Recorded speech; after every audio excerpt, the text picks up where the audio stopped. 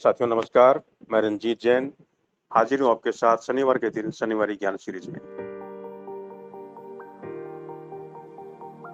साथियों आज हम एक बहुत ही महत्वपूर्ण सब्जेक्ट पे बात करेंगे और वो सब्जेक्ट है पोर्टफोलियो का डाइवर्सिफिकेशन। साथियों मैंने अपने इन्वेस्टर के साथ इंटरेक्शन में उनके साथ बातचीत करते हुए पाया है कि ये सारे के सारे इन्वेस्टर मैं कह सकता हूँ ऐसा कि डाइवर्सिफिकेशन को लेकर के बहुत ही कैजुअल हैं और लगभग लोगों को तो ये पता ही भी नहीं होता कि एक्चुअल में डाइवर्सिफिकेशन क्या होता है। सारे के सारे मैं ये इसलिए कह रहा हूँ कि मैंने बहुत सारे इन्वेस्टरों से इस मैटर पे बात की है, लेकिन सारे के सारे इन्वेस्टर ये समझते हैं कि जी हमारा पोर्टफोलियो तो डाइवर्सिफिकेशन है। मैं उसको कैसे बताइए कि हमने तो देखिए 40 स्क्रिप्ट ले रखी है, 50 स्क्रिप्ट ले रखी है, इसलिए हमारा पोर्टफोलियो डाइवर्सिफाई है।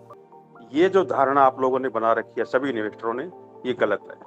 पोर्टफोलियो डाइवर्सिफाई तब नहीं होता है जब आप नंबर ऑफ स्क्रिप्ट उसमें ज्यादा रखते हैं। ये डाइवर्सिफिकेशन का नियम है ही नहीं। डाइवर्सिफिकेशन का बहुत सारे नियम है, लेकिन एक जो फंडामेंटल नियम है वो मैं आपको बता देता हूँ। बाकी नियम तो यहाँ पर मैं सारे तो डिस्कस नहीं कर सकता, बट एक जो फंडामेंटल नियम है उसको मैं डिस्कस कर रहा हूँ और वो आप जरूर उसको समझें। डाइवर्सिफिकेशन का फंडामेंटल नियम ये है कि आपके पोर्टफोलियो की कोई स्क्रिप्ट किसी भी कारण से अगर गिर रही है तो सेम उसी कारण से आपके पोर्टफोलियो की दूसरी स्क्रिप्ट बढ़नी चाहिए। ये हुआ डाइवर्सिफिकेशन, ये उसका मूल है, फंडामेंटल है।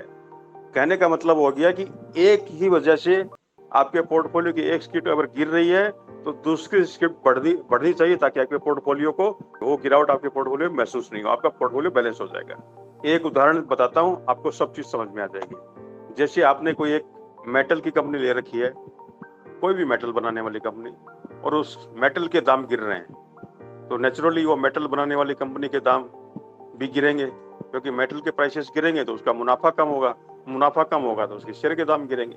तो आपको पोर्टफोलियो में अगर वो शेयर है तो उसके दाम भी गिरेंगे। लेकिन आपके पोर्टफोलियो में उस मेटल को as a raw material use करने वाले भी कंपनी आपने इंक्लूड कर रखी है, अगर ऐसा आपने कर रखा है तो क्या होगा, मेटल बनाने वाली कंपनी को तो नुकसान होगा क्योंकि उसके मेटल के प्राइसेस गिर रहे हैं। लेकिन जो उस मेटल को यूज करती है एज ए रॉ मटेरियल, उस कंपनी के शेयर प्राइस बढ़ेंगे क्योंकि उसका रॉ मटेरियल सस्ता हो गया। तो ये ट्रू सेंस में आपका डाइवर्सिफाइड पोर्टफोलियो हुआ।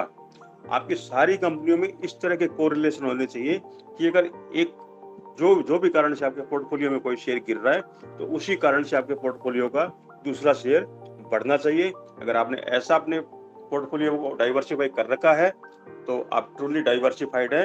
अदरवाइज आपने खाली नंबर ऑफ स्क्रिप्ट ज्यादा ले रखी है। जैसे एक उदाहरण के साथ आपको मैं कंक्लूड करूंगा कि आपने कोई गाड़ी बनाने वाली या बाइक बनाने वाली, मोटर व्हीकल बनाने वाली कंपनी ले रखी है और उसके साथ में आपने एक टायर बनाने वाली कंपनी भी ले रखी है। तो अगर मार्केट में गाड़ियों की डिमांड कम होगी तो नेचुरली जो आपकी गाड़ी बनाने वाली कंपनी है उसके शेयर के दाम गिरेंगे। तो आपने साथ साथ टायर बनाने वाली कंपनी भी ले रखी है, तो अगर मार्केट में गाड़ियों की डिमांड कम होगी तो टायर की डिमांड भी कम होगी, तो आपका मोटर बनाने वाली कंपनी के शेयर का दाम तो गिरेगा ही गिरेगा। आपने जो दूसरी कंपनी ले रखी है टायर बनाने वाली कंपनी, उसके शेयर का दाम भी गिरेगा, तो आपका पोर्टफोलियो डबल स्पीड से नीचे गिरेगा। ये इस तरह के डाइवर्सिफिकेशन जो होते हैं ना वो गलत होते हैं। तो आपने फंडामेंटल जो रीजन है वो समझ लिया होगा। अब आप अप्लाई करें इसको, अपने पोर्टफोलियो को जांच करें और इस तरह का कोई आपने कॉम्बिनेशन बना रखा है तो उसको करेक्ट करें। Thank you very much.